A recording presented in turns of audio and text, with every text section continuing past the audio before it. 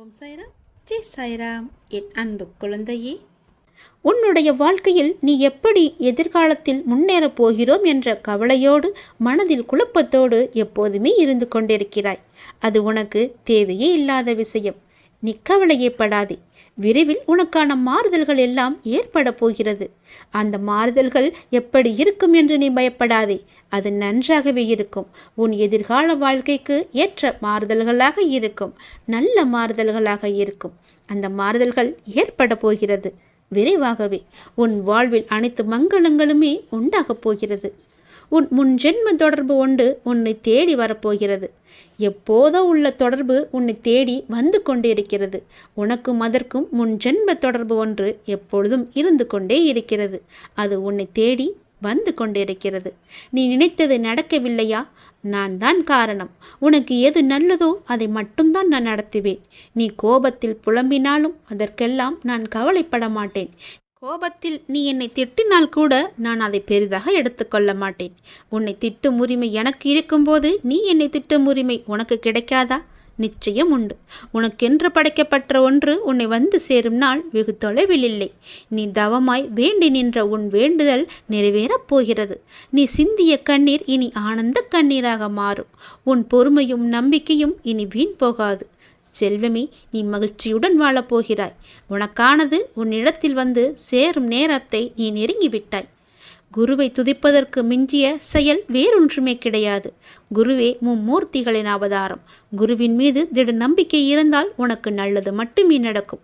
ஒருவன் முழு மனதுடன் நம்பிக்கையுடன் என்னை நாடி என்னிடமே வந்தால் அவன் உடல் ஆன்மா இரண்டை பற்றியும் எந்தவித கவலையும் கொள்ள வேண்டியிருக்காது. நான் உன்னுடன் எப்பொழுதுமே இருப்பேன். உனக்குள்ளே இருப்பேன். உனக்கு புறத்தும் இருப்பேன். நீ எப்படி இருந்தாலும் என்ன செய்தாலும் அவ்வாறு நான் உனக்கு துணையாகவே இருப்பேன். தேவர்களும் பிறப்பெடுக்க விரும்பும் மானிட பிறப்பில் செய்வதற்கு எத்தனையோ இருக்கின்றது. இது தெரியாமல் மாயையில் திளைத்து பொறாமை, கோபம், துவேஷம், உதாசீனப்படுத்துதல் போன்ற செயல்களில் நாம் உழன்று கொண்டிருக்கிறோம். புனரபி ஜனனம் புனரபி மரணம் என்பது போல இந்த உலோகத்தில் பிறப்பதும் இறப்பதுமான சுழற்சி நடந்து கொண்டுதான் இருக்கும். எதற்காக இந்த மனித ஜென்மம் எடுத்திருக்கிறோம் என்று கேட்கிறார் ஒருவர். பல வகைகளில் வழி தவறி ஓடும் மனதை அவர் மீது வைத்து கவலை இல்லாமல் இருக்கும்படி கோருகிறார். வழி தவறிய மனதை அப்பாவிற்கு அர்ப்பணம் செய்ய வேண்டுமென்றால் முதலில் நம் மனதை நாமே கட்டுப்படுத்தி அதற்கு பிறகு பகவானுக்கு நாம் அர்ப்பணம் செய்ய வேண்டும். அவ்வாறாக நம்முடைய மனதை கட்டுப்படுத்த வேண்டுமென்றால் அது பூரண விசுவாசத்துடன் செய்யப்படும் பூஜை, பஜனை, பாராயணம், பலவிதமான வேள்வி பூஜைகள் என பலவாறு இருக்கிறது. அவற்றால் மட்டுமே முடியும். கலியுகத்தில் நாமஸ்மரணை மட்டும் போதும் என்கிறார் நம்முடைய கடவுள். கண்மூடித்தனமாக இல்லாமல் எனது பக்தர்களாக இருங்கள் என்பதை நினைவு கூறுகிறார். கவனத்தோடு மனதை ஒருமுகப்படுத்தி கொண்டு என்னுடைய நாமத்தை நீங்கள் ஸ்மரணம் செய்து கொண்டே வாருங்கள். உங்களுடைய வாழ்வில் எல்லாமே நல்லதாகவே அமையும். கடல் அலை போல 1000 துன்பங்கள் எனக்கு வந்தாலும் நான் விரும்பும் இறைவன் என்னை கற்றியம் கரை சேர்ப்பார் என்ற நம்பிக்கை உனக்கு முழுமையாக இருக்கிறது. அதனால் எந்த கவலை, எந்த துன்பம் வந்தாலும் உன்னை ஒன்றும் செய்துவிட முடியாது. நானே பார்த்து கொள்கிறேன். எல்லா பொறுப்பும் என்னுடையது. அப்பா இறைவன் நான் இருக்கும்போது உனக்கு ஏன் இந்த வீணான கவலை? எல்லாவற்றையுமே இறைவனிடம் செலுத்து. எல்லாம் நல்லதாகவே நடக்கும். அவசர முடிவுகளை தவிர்த்து பகவான் மீது நம்பிக்கை வைத்து அவரின் கட்டளைக்காக காத்திருப்பவர்களுக்கு கண்டிப்பாக ஏதோ ஒரு மனித உயிரின் மூலமாக உதவி செய்வார் கடவுள் என்பது நிச்சயம் உண்மை. சிலர் தங்களுக்கு அசாதாரணமான திறமையும் எந்த ஒரு கடினமான பணியையும் நிறைவேற்றும் இணையற்ற சக்தியும் இருப்பதாக கருதுகின்றனர். இந்த ஆணவமான பன்மையால் அவர்கள் செய்யும் எந்த பணியும் எதிர்பார்த்த பலனை தராது. தன்னம்பிக்கை என்பது நல்லதுதான். ஆனால் எல்லை மீறினால் அது ஆபத்தானது. மனித ஆற்றல் மற்றும் சக்தியின் வரம்புகளுக்கு அப்பால் தெய்வீக சக்தி உள்ளது என்ற உண்மையை பார்க்க வேண்டும். நம்மை குருடாக்கும் அகங்காரத்துடன் இணைந்த அகந்தை மனிதனின் வீழ்ச்சிக்கு பெருமையே. முதன்மை காரணம் அகந்தைதான். ஒரு குறிப்பிட்ட பிரச்சனையை எதிர்கொள்ளும் போது சிலர் அதை சமாளிக்கும் திறன் கொண்டவர்கள் என்று கருதுகின்றனர். பிரச்சனையின் தன்மையை புரிந்து கொள்ளாமல் அவசர முடிகளை எடுத்து பரிதாபமாக தோல்வியடைந்து நஷ்டத்தையே சந்திக்கின்றனர். ஆனால் நமது வாழும் கடவுளான இறைவனிடம் பிரார்த்தனை செய்வது மூலம் நமது பிரச்சனைகளுக்கு தீர்வு காண முடியும். நமது செயல்களில் வெற்றி பெற முடியும். கடவுளின் அருளையும் வெற்றியையும் அவசரத்தில் பெற முடியாது என்பதை நீங்கள் உணர வேண்டும். கடவுளிடம் இருந்து நமது பிரச்சனைகளுக்கு சரியான தீர்வு கிடைக்க நாம் நம்பிக்கையுடனும் எதிர்பார்ப்புடனும் காத்திருக்க வேண்டும். ஒரு பூ பூப்பது அல்லது ஒரு பழம் பழுக்க வைப்பது கடவுளுடைய விருப்பத்தால் மட்டுமே சாத்தியமாகும். அது கூட சிறிது நேரம் எடுக்கும். அதுபோல நமது பிரச்சனைகளை சிக்கல்களை எல்லாம் தீர்க்கும் போது கடவுளுக்கு வழிகாட்டுதலுக்காக கொஞ்சம் பொறுமையாக நாம் காத்திருக்க வேண்டும். கடவுளின் வழிகாட்டுதல் நமக்கு தேவை என்று நினைக்கும் பட்சத்தில் நாம் பொறுமையாக நம்பிக்கையுடன் காத்திருக்க வேண்டும். எதிர்பார்ப்புடன் காத்திருப்பது தவிர்க்க முடியாதது. நாம் கடவுள் மீது உறுதியான நம்பிக்கையை வைத்து ஆழ்ந்த பக்தியுடன் பிரார்த்தனை செய்தால் கடவுள் நமது சிக்கலான பிரச்சனைகளை தீர்க்க கண்டிப்பாக உதவுவார். எந்த வேலையை செய்தாலும் சரி, ஒவ்வொரு கணமும் அசைக்க முடியாத நம்பிக்கையை கடவுள் மீது நாம் கடைப்பிடித்தால் பக்தன்தான் விரும்பிய மனோதாரங்கள் அனைத்திலும் நிறைவு பெறுவான். எந்த விஷயத்தையுமே எளிதாக செய்ய முடியும். சீக்கிரம் உங்கள் பிரார்த்தனைகள் அனைத்தும் நடக்க எல்லாம் வல்ல இறைவன் மீது பிரார்த்தனை செய்யுங்கள். இறைவன் மீது நம்பிக்கை வைத்து பிரார்த்தனை செய்து பொறுமையாக காத்திருங்கள். உன்னுடைய வேண்டுதல்கள் நீண்ட நாள் பிரச்சனைகள் என எல்லாம் தீரும் வரைக்கும் அந்த கடவுள் மீது முழுமையான நம்பிக்கை, அசைக்க முடியாத நம்பிக்கையுடன் பொறுமையாக நாம் காத்திருக்க வேண்டும். எப்போதும் அசையாத நம்பிக்கையுடன் நாம் இருக்க வேண்டும். நாம் சொல்லிவிட்டோம், நமக்கு செய்ய கடவுள் இருக்கிறார் என்ற நம்பிக்கையோடு அவர் மீது முழுமையான பக்தி கொண்டு நாம் காத்திருக்க வேண்டும். உன்னுடைய வாழ்க்கையில் ஒரு அதிசயம் நடக்காதா என்று காத்திருந்தாய் அல்லவா? அந்த அதிசயம் இன்று இப்போது நடக்கப் போகிறது. பல அதிசயங்கள் நடக்கப் போகிறது. பல நன்மைகள் உன்னை தேடி வரப்போகின்றது. நிச்சயம் நான் அதை நடத்தி தருவேன். தெளிவான மனம் எல்லோருக்கும் இருப்பதில்லை. இந்த உலகில் உன்னை சுற்றி நடக்கும் சம்பவங்கள் அனைத்துமே அதற்கேற்ப உன்னை செயல்பட வைக்கும். ஞானத்தால் அதை உணர்ந்து அதிலிருந்து உன்னை விலக்கி கொள்ள வேண்டும். நீ உணர்ந்து கொள். அது கொஞ்சம் கடினம்தான், ஆனால் நிச்சயம் உன்னால் முடியும். சில நேரங்களில் உன் கர்ம வினையால் நீ மாட்டிக்கொள்கின்றாய். ஆனாலும் என் மீது உனக்கு உள்ள நம்பிக்கையால் நீ மீண்டு வர முயற்சிகளுக்கு நான் உனக்கு துணையாக இருப்பேன். மீண்டும் உன்னை வரச் செய்வேன். இந்த வாழ்க்கையை நீ சந்தோஷமாக வாழ்ந்துதான் ஆக வேண்டும். அதில் எந்த விதமான மாற்றமும் கிடையாது.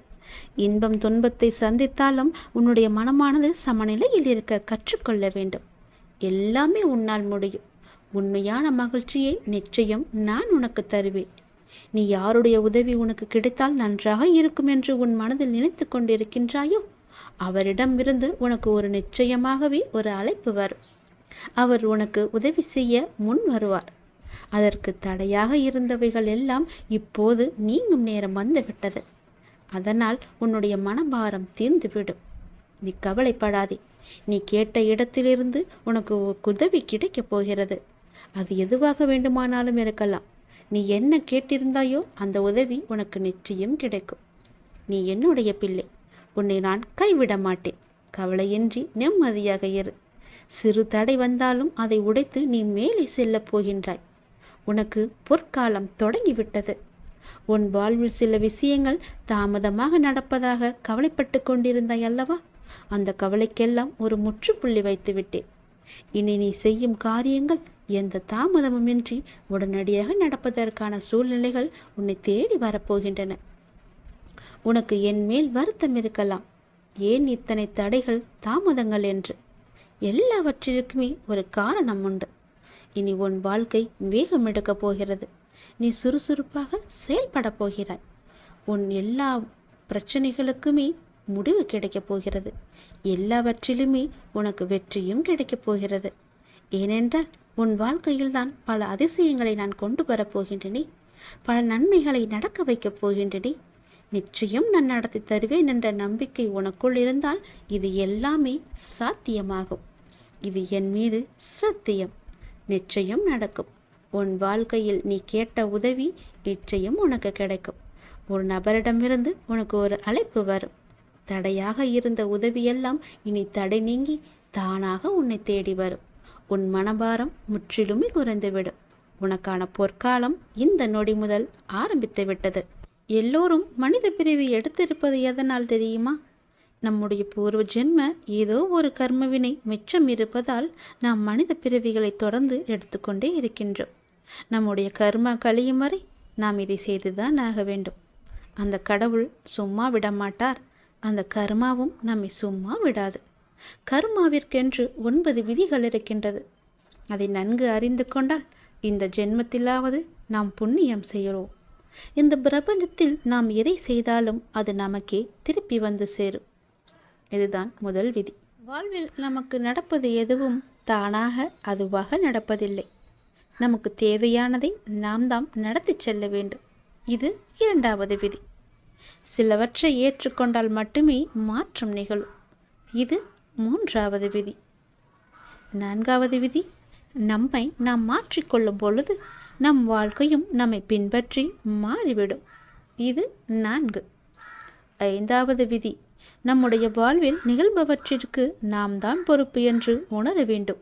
நேற்று, இன்று, நாளை என இவை 3ம் ஒன்றோடு ஒன்று தொடர்புடையது. அதை நாம் நன்றாக அறிந்தும் இருப்போம். இது 6வது விதி. 7வது விதி, ஒரு சமயத்தில் இருவேறு விஷயங்களை சிந்திக்க முடியாது. இது 7வது விதி. 8, நம் நடத்தை நமது சிந்தனையும் செயலையும் பிரதிபலிக்க வேண்டும். நாம் எவ்வாறு நடந்து கொள்கிறோம் என்பதுதான் நம்முடைய சிந்தனையும் செயலும் அடங்கியிருக்கிறது. இது 8வது விதி. 9வது விதி என்ன தெரியுமா? நம்முடைய முன்காலத்தையே நாம் பார்த்து கொண்டிருந்தால் நம்முடைய நிகழ்காலம் நம்மை விட்டு போய்விடும். எதிர்காலம் ஒன்று இருப்பதாகவே நம்மால் உணர முடியாது. இதோடு நம் வாழ்க்கை முடிந்துவிடும் என்று எண்ணிக்கொண்டே இருப்போம். இது 9வது விதி. இப்படி கர்மா தனக்குத்தானே 9 விதிகளை விதித்து வைத்திருக்கிறது. அதன்படிதான் நாமும் நடக்க வேண்டும். நாம் பிறருக்கு நன்மை செய்தால் நமக்கு ஏதோ ஒரு ரூபத்தில் பிற்காலத்தில் ஆபத்து காலத்தில் அதற்கு நமக்கு கை கொடுக்கும். நாம் ஒருவருக்கு தீங்கு செய்தால் அது நமக்கு பிற்காலத்தில் தீங்கை தான் தரும். அதனால் நாம் எது செய்தாலும் என்ன செய்தாலும் ஒரு முறைக்கு பல முறை யோசித்து நன்மையாக இருக்கும்படி நாம் செய்ய வேண்டும். யாருக்கும் எந்த நேரத்திலும் தீங்கு நினைக்கக்கூடாது. தீங்கு செய்யவும் கூடாது. பிறரை பற்றி புறம் பேசவும் கூடாது. நம்மால் முடிந்த உதவிகளை நம்முடைய கர்மாக்கள் குறைய வேண்டும் என்று ஆசைப்பட்டால் நம்மால் முடிந்த உதவிகளை செய்ய வேண்டும். கர்மவினை குறைவதற்கு என்ன எல்லாம் செய்ய வேண்டுமோ அவற்றை எல்லாம் செய்து கர்ம பந்தத்திலிருந்து நாம் விடுபட முயற்சி செய்ய வேண்டும். அமைதியாக இருந்து இறைவனின் பாதத்தை தஞ்சமடைந்து அவருடைய நாமத்தை நாம் ஜபித்து கொண்டு இருந்தாலே போதும். நாம் பாதி கர்மாவை ஒழித்து விடலாம். நம் வாழ்க்கை சந்தோஷமாக இருக்க அப்பாவின் பாதங்களை இறுக்க பிடித்து கொள்ளுங்கள். நான் உன்னிட்ட ஒரு விஷயத்தை சொல்லணும்னு ரொம்ப நாளாகவே நினச்சிக்கிட்டு இருக்கேன். அது எப்படி சொல்கிறதுன்னு தெரியாமல் தவிச்சுக்கிட்டு இருந்தேன். அதற்கான கால நேர சூழ்நிலை எல்லாமே இப்போ கூடி வந்திருக்கு. நான் சொல்வதை கொஞ்சம் காது கொடுத்து கேளு. பொறுமையாக கேளு. அவசரப்படாமல் கேளு. புரியுதா? உன்னை நான் இப்போ சொல்ல போகிறேன். இந்த வாழ்க்கையில் எப்போதுமே உன் முன்னாடி இருப்பதை மட்டும் நீ கவனிச்சு பாரு. உனக்கு பின்னாடி நோக்கி இழுக்கும் எந்த ஒரு விஷயத்தையுமே யோசித்து கூட நீ பார்க்காத. அப்படி பார்த்துன்னு வச்சுக்கோ, உன்னால் முன்னால் இருக்கும் வழியை பார்க்கும் தருவாயை நீ தவற விட்டுடுவ. நீ போகிற பாதை சரிதான். நீ பின்னாடி திரும்பி பார்த்துட்டே போனா நேர்பாதையிலையா போவ? வழி தவறி வேற பக்கம்தானே நீ போவ. அதனால் முன்னால் மட்டும் நீ பாரு. பின்னோக்கி நீ பார்க்கவே பார்க்காத. உன்கிட்ட ஒரு சிறு குறை இருக்குது. எல்லாத்தையுமே ரொம்ப யோசித்து அதை பெருசாக நினைத்து புழுங்கி புழுங்கி ஒன்று நீயே காயப்படுத்திக்கிட்டு இருக்க. அதை நீ உன்கிட்ட இருந்து முற்றிலுமாகவே தவிர்த்திடணும். உன்னுடைய கர்வம், உன்னுடைய ஆணவத்தை எல்லாமே நீ தூக்கி எறியணும். உனக்கு நிச்சயம் வெற்றி அப்போ தான் கிடைக்கும். உன்னை புரிஞ்சு கொள்ளாமல் உன்னை பற்றி 1க்கு 2 பேசியவர்களோட உன்னை முகத்தை நீ பார்த்தியா இல்லையா? அவங்கள்ட்ட இருந்து நீ விலகி போகணும். அவங்க அப்படி தானே தெரிந்த பிறகும் அவங்கள நம்பி உன்னுடைய நிம்மதியை நீ இழந்துக்கிட்டே இருக்க. அவர்கள் நம்பாதன்னு நானும் பல முறை சொல்லிட்டேன். அவங்கள என்னட்ட விட்டுடு, நான் பார்த்துக்கிறேன். நம்பிக்கை துரோகம் செஞ்சவர்களுக்கு நான் பாடம் புகட்டுறேன். நீ எதுக்கும் வருந்தாத. அவங்க அப்படி பேசுனாங்கன்னா அது உண்மையாகுமா? எனக்கு தெரியும் என்னுடைய குழந்தை எப்படின்னு. நீ கண் கலங்காத. வருத்தப்படாத. எதுக்குமே நீ கண்கலங்கி நிற்கக்கூடாது. அவங்களுக்கு நான் எப்போ புரிய வைக்கணும் அப்படி நான் புரிய வைப்பேன். நீ என்னுடைய குழந்தை இல்லையா? நீ எல்லாருக்கும் முன்னாடியும் வாழ்ந்து காட்டு. இப்போ நான் சொல்கிறத நல்லா ஞாபகம் வச்சுக்கோ. இது உனக்காக மட்டும்தான். ஏன்னா நீ ரொம்பவே மன அழுத்தத்தில் இருக்க. உன் மன அழுத்தத்தை குறைப்பதற்காகத்தான் நான் இப்போ ஓடி வந்திருக்கேன். உன்னுடைய கஷ்டம் தீர்க்க யாரும் இல்லைன்னு யோசிச்சுக்கிட்டு இருக்க தான் நான் உன்னை நோக்கி வந்தேன். அப்பா உன்னை பற்றி ஒரு விஷயத்த சொல்ல போகிறேன். எப்படி இருக்குன்னு சொல்ல போகிறேன். நல்லா கவனிச்சுக்கோ. உன்னுடைய வாழ்க்கையில் உன்னை அவமானப்படுத்தியவருக்கு உன்னுடைய அமைதியை மட்டும் நீ பரிசாக கொடுக்கணும். பெருசாக எதுவுமே செஞ்சிடக்கூடாது. உன்னை வெறுத்தவங்களுக்கு புன்னகையை நீ பரிசாக கொடு. உன்னை ஏமாற்றியவங்களுக்கு மன்னிப்பை நீ பரிசாக கொடு. உன்னை தேவைக்காக மட்டும் பயன்படுத்தியவங்களுக்கு உன்னுடைய நன்றியை நீ பரிசாக கொடு. ஏனென்றால் இவங்க எல்லாமே உன்னை சிதைத்தவர்கள் அல்ல. அவங்களுக்கே தெரியாமல் உன்னுடைய ஆழ்மனதில் யார் யார் எப்படிப்பட்டவர்கள் என்பதை ஆழமாக செதுக்கியவர்கள் அவர்கள். உன்னுடைய கருமாவை ஒழிக்க வந்தவங்க அவங்க. அதனால் அவங்கள பற்றி நீ கவலைப்படாத. உன்னை அவமானப்படும் போது நீ அவதாரம் எடுக்கணும். வீழ்கின்ற போது விஸ்வரூபம் எடுக்கணும். நீ புண்படுகிற போது புன்னகை மட்டுமே செய்யணும். வாதாடுவதெல்லாம் விட்டுட்டு நீ வாழ்ந்து காட்டு. உன் வாழ்க்கை சந்தோஷமாக இருக்கும். மன நிம்மதியாக இருக்கும். சந்தோஷமாக நீ எப்பொழுதும் வாழணும்னா அப்பா சொல்வதை கேட்டு அதன்படி நடந்துக்கோ. நிச்சயம் உன் வாழ்க்கை செம்மையாக மாறும். நல்லது நடக்கும். உன் வாழ்க்கையில் நீ பயணித்த பாதையை நான் பார்க்கிறேன். சந்தோஷம் நிம்மதியை விட கஷ்டமும் கண்ணீரும் இருப்பதை என்னால் உணர முடிகிறது. உன்னை தேற்றுவதற்காகத்தான் நான் இங்கு உனக்கான எல்லாவற்றையும் சரி செய்து கொண்டிருக்கிறேன்.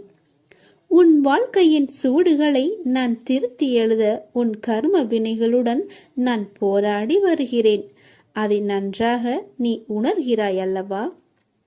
உன் கண்ணீரை உன்னை உண்மையாக நேசித்தவர்களுக்காக மட்டும் சிந்து. அதில் தவறு இல்லை. உன்னை துளி கூட மதிக்காது ஏளனமாய் பார்ப்பவர்களுக்காக கண்ணீர் என்னும் பொக்கிஷத்தை நீ வீணாக்காதே. உன் வழி நான் எப்படி புரியாமல் இருப்பேன்? உனக்கு மன வலி ஏற்பட்டதற்கு நியாயம் கேட்கிறாய். அதற்கு நான் நிச்சயம் நியாயம் வழங்குவேன்.